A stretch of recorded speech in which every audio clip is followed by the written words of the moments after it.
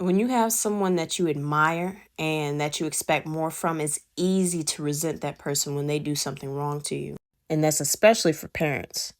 And we seem to get angrier with people when they put us in a situation that could cause embarrassment or just making us feel left out. And in that moment, you want to go, why did you do that? I just don't understand. If I was in your position, I would not be doing the things that you did. And it's easy for a lot of people to say that. And when you get to that point of resentment, most of the times you're asking a lot of questions.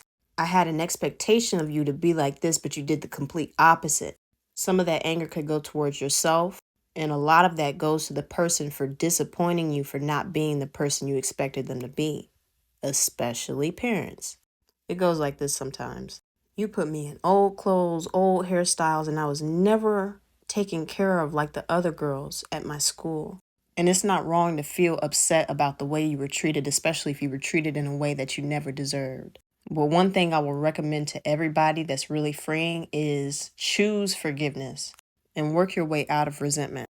One thing I say be careful of while you're on this journey of forgiveness, if you choose to do so, is those feelings of resentment that you feel towards your mom. Be careful who you share that information with, because a lot of people have different outlooks on how family dynamics should be, especially between a parent and the child.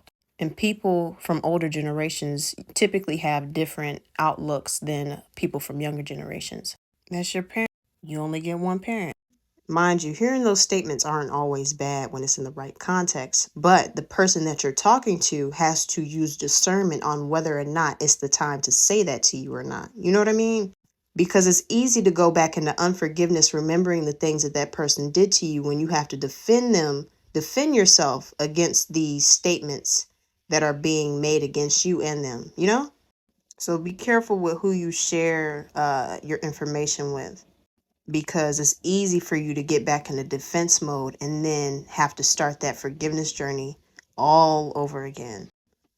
One thing to help you forgive your parents is to change your perspective. My mentor, Tiffany Buckner, talks about this, and I'll link her TikTok down below. She has a YouTube too, but she explained it like this. When you have this person on a pedestal and there's a lot of expectations that aren't being met, along with a lot of unanswered questions as to why they did the things that they did, it's easy to build up resentment because it's a lot of confusion.